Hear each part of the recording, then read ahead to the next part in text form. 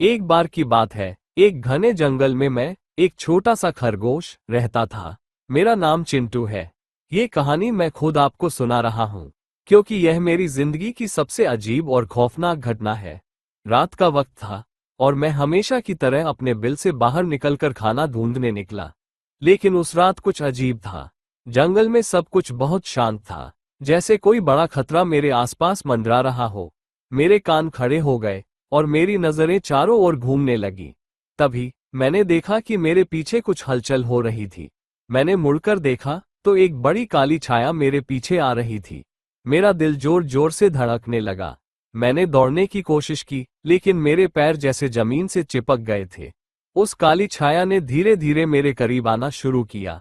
अब मैं साफ देख सकता था, वह छाया भी एक खरगोश की थी, लेकिन वह अजीब तरीके से चल रही थी। उसकी आंखें लाल थीं, और उसके शरीर से धुआं निकल रहा था। वह बोली, चिंटू, तुम मुझसे नहीं बच सकते।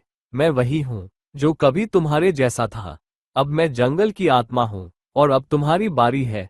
मैं डर के मारे कांप रहा था, समझ नहीं आ रहा था कि क्या करूं। मैंने पूछा, तुम कौन हो? वह हंसी और बोली, मैं तुम्हारा अतीत हूँ, और अब मैं तुम्हें अपने साथ ले जाने आया हूँ।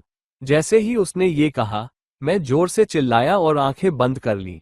जब मैंने आंखें खोली, तो मैं अपने बिल में वापस था, लेकिन उस घटना की याद आज भी मुझे डराती है।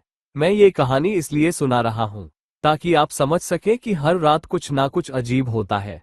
कभी कभी हमारे डर हकीकत बन जाते हैं।